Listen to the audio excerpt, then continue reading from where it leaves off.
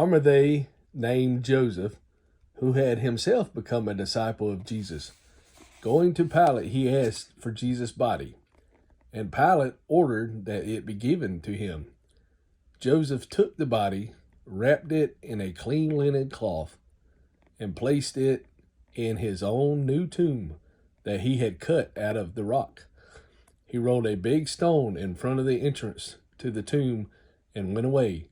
Mary Magdalene and the other Mary were sitting there opposite the tomb sealed and guarded. The next day, the one after the preparation day, the chief priests and the Pharisees went to Pilate. "Sir," they said, "we remember that while he was still alive, that deceiver said, 'After 3 days I will rise again.' So give the order for the tomb to be made secure until the 3rd day. Otherwise his disciples may come and steal the body and tell the people that he has been raised from the dead. This last deception will be worse than the first." "Take a guard," Pilate answered.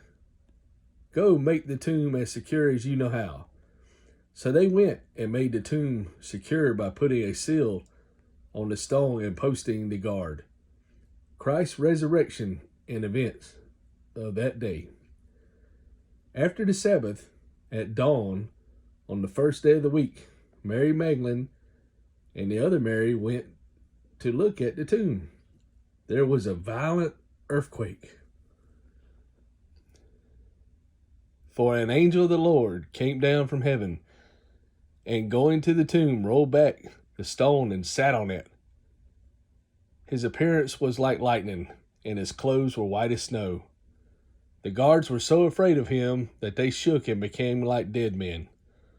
The angel said to the woman, "Do not be afraid, for I know that you are looking for Jesus, who was crucified. He is not here. He has risen, just as he said. Come and see the place where he lay. Then go quickly and tell his disciples, he has risen from the dead and is going ahead of you into Galilee. There you will see him. Now I have told you." So the women hurried away from the tomb, afraid yet filled with joy, and ran to tell his disciples. Suddenly Jesus met them. "Greetings," he said. They came to him, clasped his feet, and worshipped him.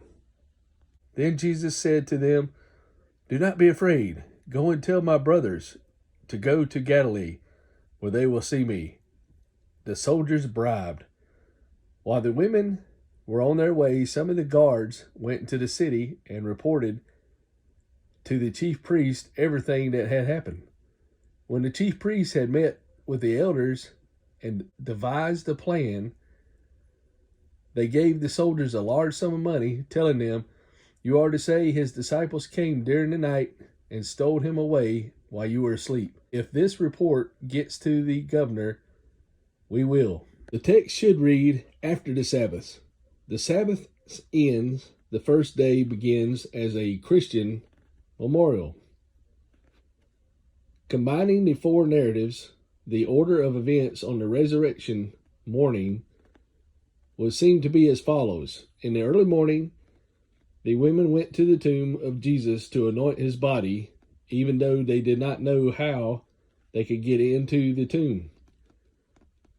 There were the 3, Mary Magdalene, Mary, the mother of James, and Salmon, followed by other women who had accompanied Jesus from Galilee.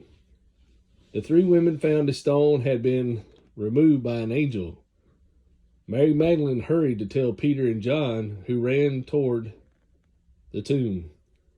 Meanwhile, Mary, the mother of James, Salmon, and the other woman arrived at the tomb, entered it, and saw angels who assured them Jesus had risen. They ran from the tomb in fear and joy to inform his disciples. Peter and John arrived at the tomb, entered, observed, and left. Mary Magdalene returned to the tomb, stood weeping, and Jesus revealed himself to her. As the other women were on their way to tell his disciples, Jesus appeared to them for other post-resurrection appearances of our Lord, for the order of our Lord's post-resurrection appearances. John.